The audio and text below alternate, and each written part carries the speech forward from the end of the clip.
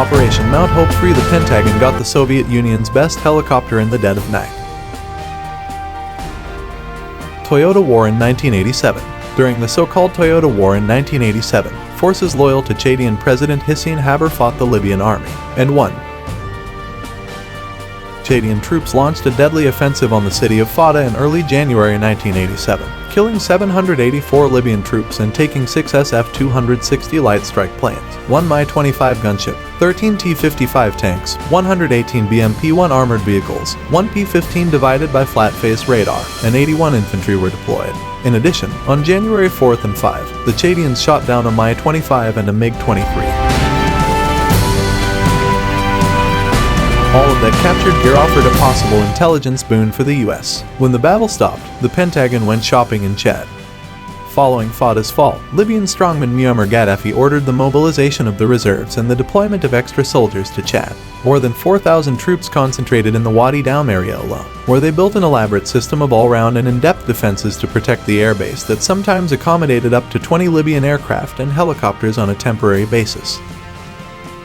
Chadian forces headed by Hassan Jamis assaulted 2 Libyan mechanized battalions near Bir Quran, about 30 miles southeast of Wadi Doum, killing 851 soldiers, capturing 130, and shooting down an SF-260 and a Mi-8 helicopter on March 19 and 20, 1987. Jamis pursued the remaining Libyans as they fled to the north. The Libyans fled to Wadi Doum, revealing gaps in minefields and showing their pursuers the way. Jamis ordered his force to attack, and Mi-25 and an SF-260 that attempted to scramble were both shot down.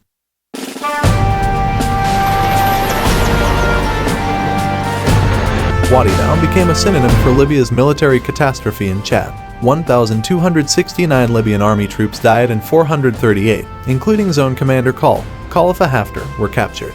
The list of equipment destroyed or captured was extensive. Libya lost 89 tanks, including 42 T-55 seconds and 12 T-62 seconds captured by Chad, as well as 120 BMP-1 second and 400 additional vehicles destroyed or taken.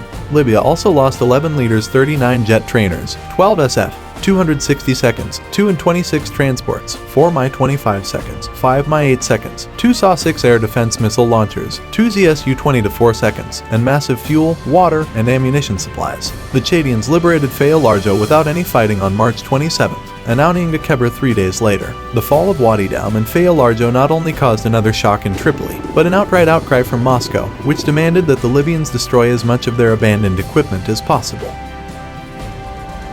For several weeks, the Libyan Air Force bombed the Wadi Doum air base multiple times per day. The sheer quantity of contemporary, Soviet-made military equipment captured undamaged in Fada, Wadi Doum, and Faya Largeau drew eyebrows throughout the world.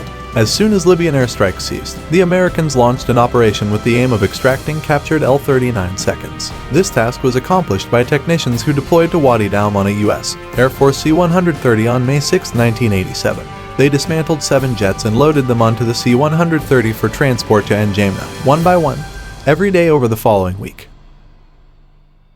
The transfer of captured radars and missiles proved much more difficult, and in September an arrangement was made in which the Americans and French were given the same number of SA-6 seconds and SA-13 seconds. Because the French already possessed the P-15 captured at Fada, the Americans obtained the P-19 captured at Wadi Doum. All of this material was flown out by C-5 transport aircraft from the United States Air Force. Missiles and radars bound for France were sent directly to the French Air Force's Mont-de-Marsan test facility. The final extraction operation involved 2 captured Mi-25 seconds. The one at Wadi Doum was taken over by the Americans, who paid the Chadians $2 million and also delivered a batch of Stinger missiles. The French took away the Mi-25 shot down by the Fant during the Battle of Fada. Negotiations between French, American, and Chadian government took time, and the recovery operations for the 2 gunships began in 1988.